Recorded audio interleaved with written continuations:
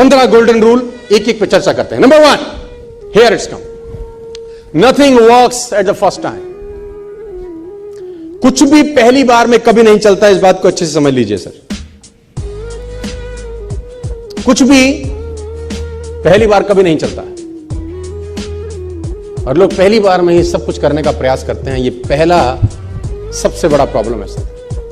मुझे ये बात समझ में आई, तेरे पास जब भी कुछ आइडिया आता है, कुछ करने का आइडिया आता है, at least try for 5 times, at least try for 10 times before quit. कम से कम 10 बार तो कोशिश कर। Nothing works at the first time my difference. It takes 16 long years for Wright brothers to make a 16 साल लगे। 10,000 times, you all no.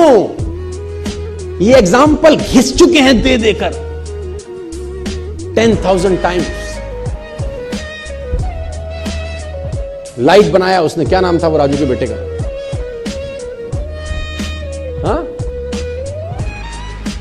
10,000 time experiment करने के बाद जाके रोशनी का आविष्कार हुआ, जहां मैं और आप बैठे हैं। उसको भी बोलते होंगे कुछ, या कि बस की ना है, यहां से ना हो पाएगा। बोलते होंगे कि नहीं कान में आके उसको।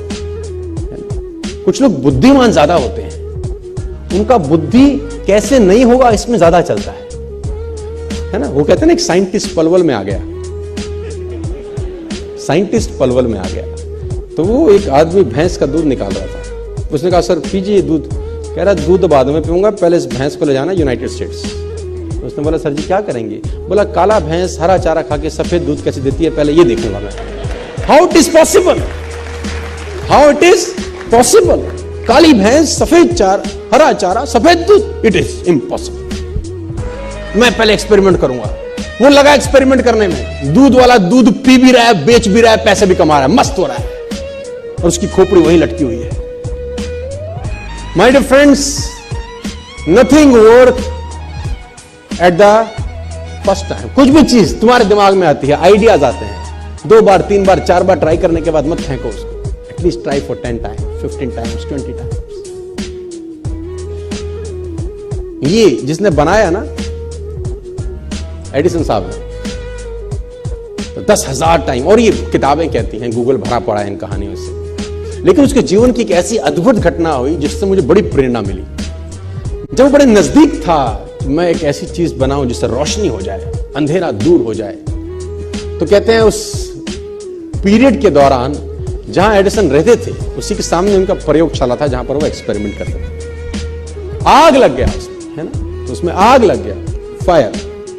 तो ये सो रहा था महर्षि अपने घर में, सामने एक्सपेरिमेंट का इसका जगह थी, इसका लैब था, और घर में ये सो रहा है, वहां आग लग गई। तो पड़ोसी ने जगाया, थॉमस थॉमस। अब ये बाहर आया, व्हाट हैपेंड? बोल तेरा लैब जल गया। किसी ने देखा धूं धूं करता हुआ लैब, ये जोर जोर से हंसने लगा। लोगों ने कहा पागल हो गया है, तेरा लैब जल गया एडिसन।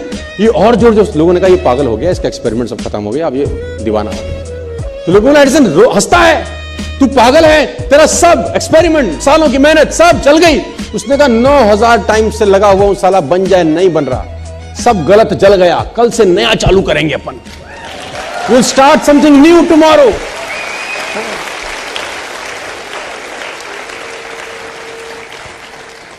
और मैं बता रहा हूं, दुनिया में राज सनकी लोगों ने किया है दोस्त।